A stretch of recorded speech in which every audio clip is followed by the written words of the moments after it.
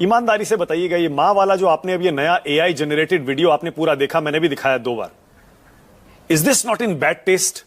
खराब नहीं लगा ये देख के आशुतोष? इस पर हम पहले भी चर्चा कर चुके हैं, इस मुद्दे पर, जब पीएम को मां की गाली दी जी, गई। अगर हमको शर्म आने लगेगी तो हम लोग इस डिबेट में हिस्सा ही नहीं लेंगे। हम लोग भी बेशर्म हो गए। बेसिकली बेशर्म इसलिए हो गए क्योंकि इस देश का जो डिस्कोर्स है वो कहां से कौन गिरा रहा है, किस किन शब्दों का इस्तेमाल हो रहा है, और जो लोग इन शब्दों का इस्तेमाल कर रहे हैं क्या वो उन पदों पर बने रहने के लिए योग्य भी है या योग्य नहीं है। इसमें सिर्फ एक तरफा देखने की बात क्या? सिर्फ मैं एक सवाल पूछना चाहता हूं, क्या प्रधानमंत्री जी की मां है और सुरेंद्र राजपूत जी की मां नहीं है?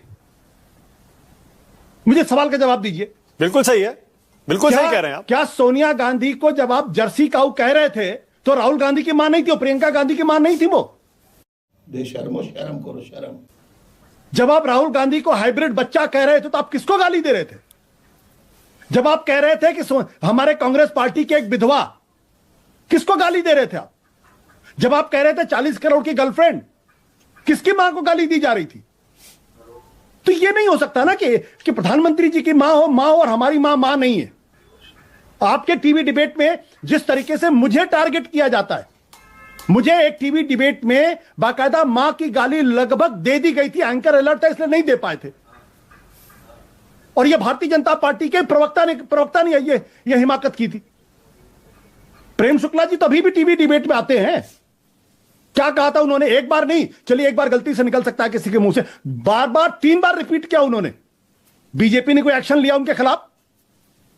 तुम चुल्लू भर पानी में जाके डूब के मर जाओ। उल्टे बीजेपी कहती है कि सुरेंद्र राजपूत ने उनको मां की गाली दी थी, बाप की गाली दी थी, जो पूरी तरीके से गलत था। तो मैं कह रहा हूं कि आप जैसा बोएंगे वैसा ही काटेंगे, और यह इस देश का दुर्भाग्य है। मैंने अटल बिहारी वाजपेयी जी का भी समय देखा था जब प्रमोद महाजन जी के मुंह से एक हल्की सी गलत शब्द निकला था। प्रमोद महाजन जी को बाकायदा अटल जी ने बोला के डांटा था चंद्रशेखर जी के बारे में, माफी मंगवाई थी उनसे।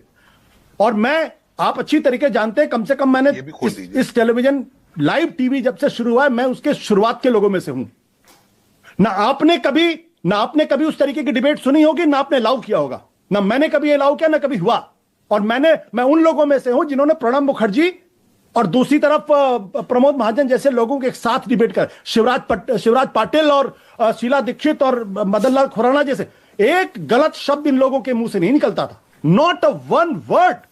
ना कभी एंकर को इंटिमिडेट करने की कोशिश करते थे, ना एंकर को कभी गाली देने की कोशिश करते थे, ना एंकर को कभी दलाल बताने की कोशिश करते थे। सही पकड़े हैं। ये राजनीतिक संस्कृति थी, मतभेद थे। आज का जमाना, टीवी डिबेट में जिस तरीके से साथी को गालियां दी जाती हैं, क्या क्या नहीं कहा जाता है,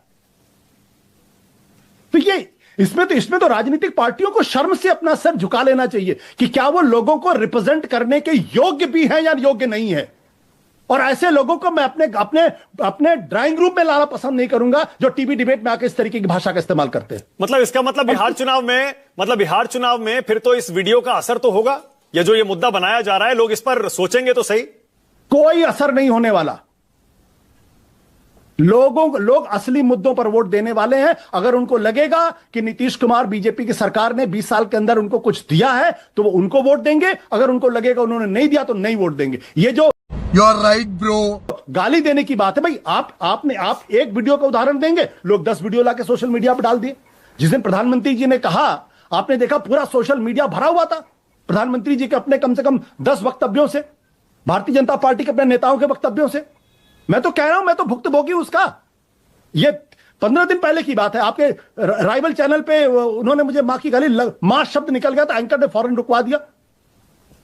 तो मैं क्या उनको ऐसे प्रवक्ताओं को क्या रोका? रोहन जी, मैं पूरी ईमानदारी के साथ करता, रोहन जी कभी इन शब्दों का इस्तेमाल नहीं करते। लेकिन इन्हीं के साथी हैं जो क्या क्या राहुल गांधी को क्या क्या नहीं कहते हैं, क्या क्या नहीं कहते हैं। और ऐसे एंकरों को लगातार बेलगाम वो टीवी चैनल्स पे आते हैं, वो बोलते हैं, चले जाते हैं, और अगर एंकर कुछ बोलने की कोशिश करता है तो उसको इंटिमिडेट करते, उसको इंसल्ट करते, बेइज्जत करते उनको। और ये अब अरे बाप रे, ये तो धोती खोल रहा है। अब आज की तारीख में यही कांग्रेस पार्टी ने भी सीख लिया, यही आरजेडी ने भी सीख लिया, यही समाजवादी, सारी राजनीतिक पार्टियों के प्रवक्ता